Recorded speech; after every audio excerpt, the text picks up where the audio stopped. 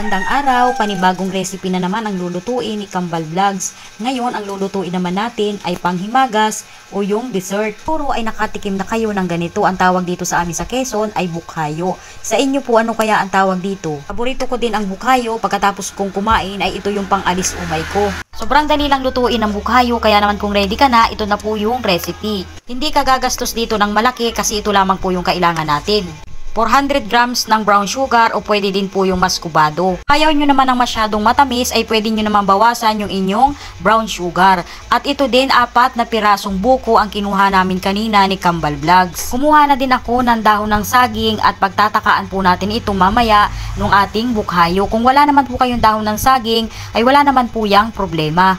At kailangan din pala natin yung sabaw ng mura, huwag nyong itatapon at yan po yung gagamitin natin mamaya. Ang dahon po ng saging natin ay binilog-bilog po natin para may hugis po mamaya yung ating gagawing bukhayo. Pwede din po ninyo yang gawin. Ito po yung kinuha naming buko kanina, 4 na piraso. Mas maganda po sana kung yung kukunin po ninyo ay medyo matigas-tigas na. Mas maganda kung medyo matigas yung kukunin nating buko nang sa gayon ay hindi madurog kapag yan ay lulutuin na natin.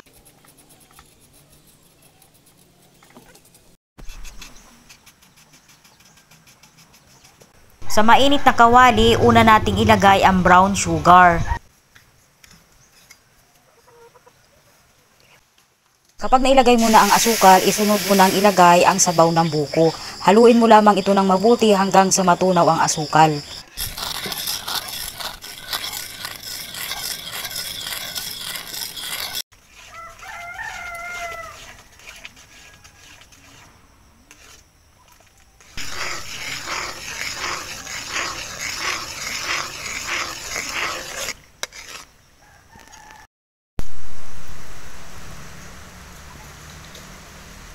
Kapag ganito na at nag-caramelize na yung ating asukal, ay pwede na po nating ilagay yung ating pong buko. Haluin nyo lang po ng mabuti para hindi po siya matuok.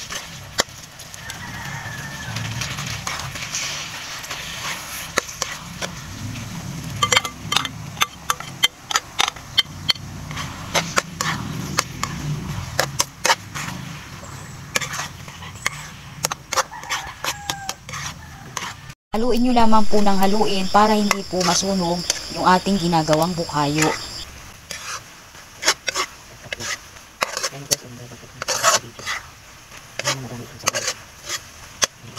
Kapag ganito na po ang itsura ng inyong bukhayo ay pwede nyo na po itong utay-utay itaka doon sa inyong pong dahon na ginawa. Paalala po, habang tumatagal po ito ay tumitigas, kaya kailangan po ay mabilis po ang inyong pagtaka para hindi po siya tumigas po agad. Napakaganda po kapag meron po kayong dahon na takaan dahil masusukat po ninyo kung gaano karami yung inyong ilalagay na bukhayo. Maganda din po itong gawing negosyo kasi ang bukhayo po ngayon kapag bibili ka po sa tindahan ay 5 piso ang isa.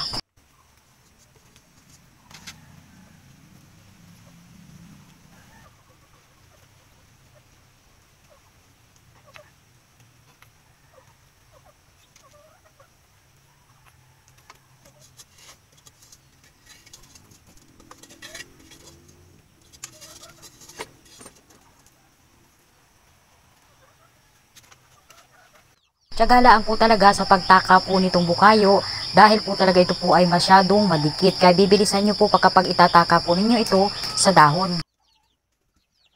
At luto na po yung ating bukhayo recipe. Napakasarap po nito, lalong-lalo na po pang himagas. Nakagawa po tayo dito ng 17 piraso. Kung ibibinta po natin ito ng 5 piso, ito po ay papatak po ng 85 pesos.